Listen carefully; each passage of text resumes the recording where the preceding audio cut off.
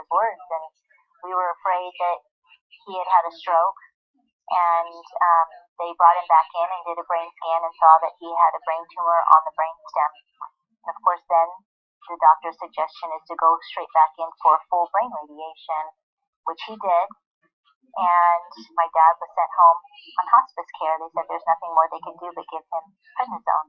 He was wasting and on full-time oxygen and literally withering away before our eyes.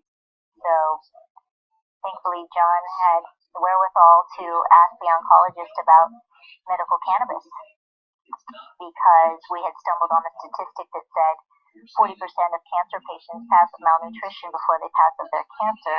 We thought, okay, if Dad could eat and drink fluids, he could pass peacefully. And that was all we were looking for, was some comfort so he wouldn't suffer. Fred and I went into panic education mode, and we went and obtained some coconut oil capsule, which was infused with raw and heated cannabis. There was no guidance, no direction, no help. So we gave him about 3 to 4 milligrams of this coconut oil once a day, and within 24 hours he was eating. We accomplished our goal that we wanted him to eat. His appetite, his complexion came back, his mood came back. Within 8 days, he was off his oxygen. And I remember going over to their home and seeing him shuffling around the room. I said, well, don't get too excited here. And he said, well, something's working. So we thought, fantastic. And his life kept on improving. He started driving again. He started getting out of the house. I think he rode a bike. Which I do remember that. He was riding. He rode a bike, and I believe he even swung a golf club a few times as well. And at the 6-month mark, the hospice actually fired him as a patient because he was coming over once a week to play cards and stand, and they had no idea when they were coming anymore. He was living what looked like a very normal life.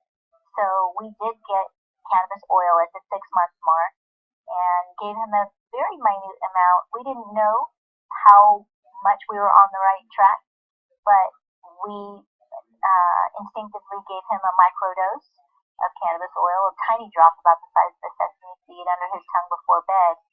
He never changed from that. That's all he ever took.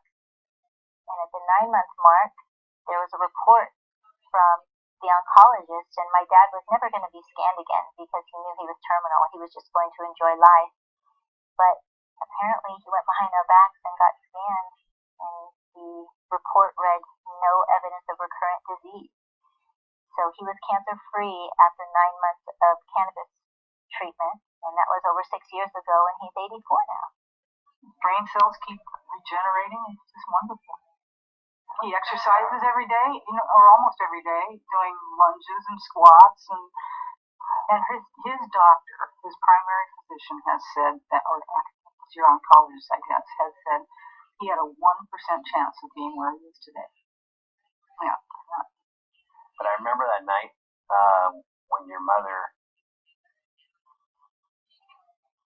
shared with us, you guys have saved your father's life, and that's speak for John, because he lost his father shortly before that. So that just that alone is something that I'll cherish for the rest of my life. I mean, that is a gift, and we have a great life now with my father-in-law. He's 84 and a half.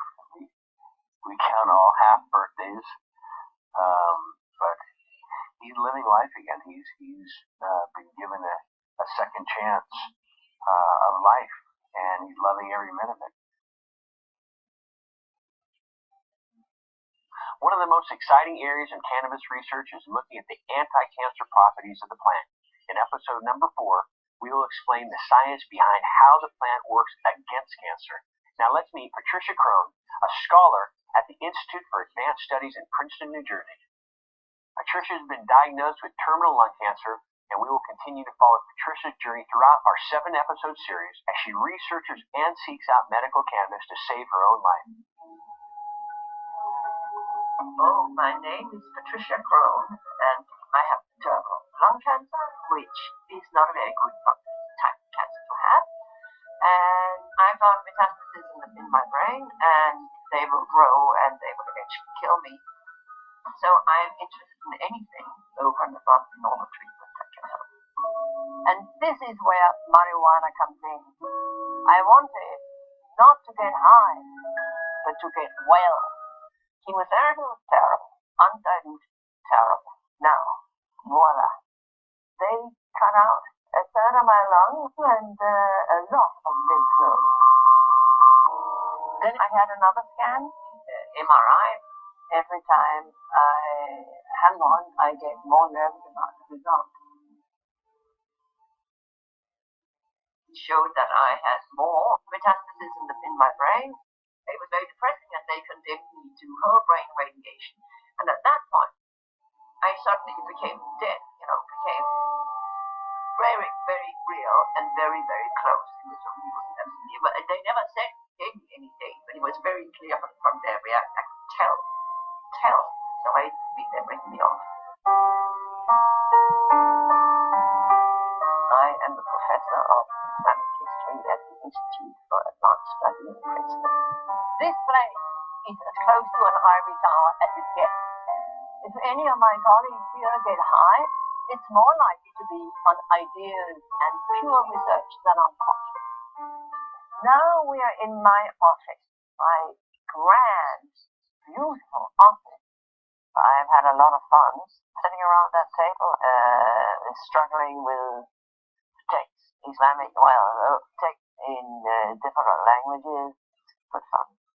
With whole brain radiation, I would not be able to work the way I do. I wouldn't feel as well as I do. So what would I do if I couldn't work? Indeed, what is left? So I began to think harder about cannabis. Hemp oil I produce comes from indica strain. Place the starting material, preferably good bud, in a plastic container. Dampen the bud material in the container with the solvent you are using. Generally, a pound of good A pound? produce about 2 ounces of high-grade oil. That's a lot of... Suggesting this amount of oil over a 2 to 3 month period. I went up to my sister, who has the summer house in upstate New York, and we started looking for cannabis.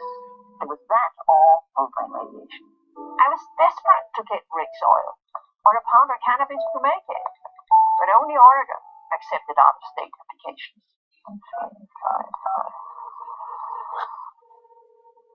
Yeah, hello, I got your number from the alternative clinic in Portland. I'm looking for a grower in Oregon, a person to grow cannabis for me that I need for medical purposes. There's anything we can do. They said would be able to get me in contact with a potential grower. We don't provide growers like that. We don't really put people together as such. And you can't give me any sort of contact number or anything. We just don't have any. It's not something we do. It's very good luck, ma'am. Thank you. Great day. Thank you. Bye. I really begin going into that panic state. There are so many patients like Patricia who don't know where to find medical cannabis or even where to start. They endure the devastating side effects of chemo and radiation without any holistic alternatives. In episode number 5 and 6, we will cover recommended formulation and dosing for cancer patients. But first, let's meet our experts featured in this series and learn how they got interested in studying cannabis. Just like me, many of them had previously been highly skeptical. I must say, when I saw a front-page article on High Times in about 1975 with a long list of conditions that cannabis would be useful for, and then I thought these people are just using this as a propaganda tool. Well, every one of the 25 conditions that they had on the front page of High Times that I thought they were pulling my leg, I've turned out to have people who are patients of mine that I've treated. I got very lucky with this medication that I found out. The perfect strain for me. I trained at UCLA pretty much all the way through in straight blood and guts internal medicine. For 35 years I've been doing medicine shtick. And for every other patient, in every other chair, under every other situation, it's not only okay, it's absolutely expected that I tell them everything I think. Now I could be wrong, but my best judgment. That's why people come to anybody to get their best judgment. judgment. That's what the Hippocratic Oath clearly tells us, that the physician is to take care of the patient without regard to his benefit or loss in the end. I mean, yeah, people say I'm a cannabis physician, but I'm an internist who's now added some very useful tools to my toolbox. I'm very curious about the antimicrobial and anti-infection properties of cannabis. So we're living in an era now of antibiotic resistance and an era of chronic infection. So first of all, the osteopathic tradition has a history of looking for new solutions to prevalent problems in healthcare and really digging into the physiology and the anatomy of the body and realizing the most basic premise that healing comes from within, that we have this incredible inner pharmacy, and how can we stimulate that inner pharmacy to have the healthcare solution rather than just suppressing symptoms with drugs, which is kind of the current treatment model in medicine. So we had a background and understanding of the endocannabinoid system and recognized that this is an integral part of health and healing. And then after residency, when I started my private practice in Maine in 2009, we were basically in the right place at the right time. That was right when a law had passed that expanded Maine's medical cannabis program. And at that time, suddenly there was only one other physician in the state that was willing to certify, and now we had hundreds of patients at our door that were looking to use this medicine. And we were just blown away by the things we were seeing.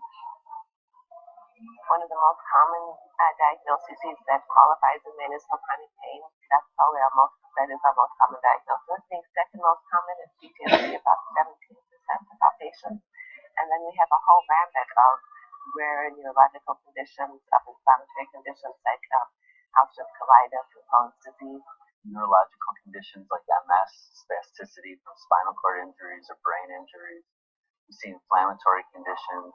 Now, cannabis isn't just one medicine. It's not just like a one-size-fits-all. You're going to use cannabis and you're going to get better. Within this plant, there's so many different compounds that we're just starting to learn more and more about. The effective dosing range is incredibly broad and safe, and the side effect profile is pretty mild, especially compared to a lot of the alternatives. Cannabis is non-toxic at any dose, so even if one of my patients, say a pediatric patient, accidentally took 1,000 times the recommended dose, no brain damage, no organ damage, no toxicity, it can seem too good to be true. But this is really what we've been waiting for. This is a solution to our biggest challenges in healthcare right now. People are getting excited about it. I'm so glad that there's so much interest in the industry to continue to innovate and put this medicine in the hands of people. How is it that the endocannabinoids have such a diverse effect on synaptic transmission? I'm a neuroscientist, so I study cellular, molecular neuroscience, physiology. I come into this field as really a drug addiction researcher. I got funded by the National Institute on Drug Abuse. I've been a drug abuse researcher, and that's where so much of this has come from, because there's been such institutional bias, a pernicious kind of institutional bias, towards researching cannabis to figure out why it's wrong. And even with that bias in place, out of that is the discovery of the endocannabinoid system. And I was kind of in the right place in the right time to be privy to some of the early discoveries of endocannabinoids. When I started getting into this field in the mid-90s, that's how young it is, mid-90s, I'm going into the field and going to neuroscience meetings and saying, well, have you looked into the endocannabinoid system? Because cannabinoid receptors are in this brain area you're looking at. They mediate plasticity. Maybe it would be something to look at with your particular study, like Tourette syndrome. And the response I would get, and others in my field would get, was usually along the lines of, well, I don't study addiction. I don't study marijuana. I'm not interested in drug abuse, whatever. Well, for the first 5 years, 4.5, 5 years that I was using cannabis as a tool with my internal medicine practice, and there was no alternative other than to tell them about different strain types, growth generalities, sativas for daytime, indicas for nighttime. And by the way, the reason we're naming those are 3,000-year-old Sanskrit terms that mean daytime and nighttime. They make it very easy for us.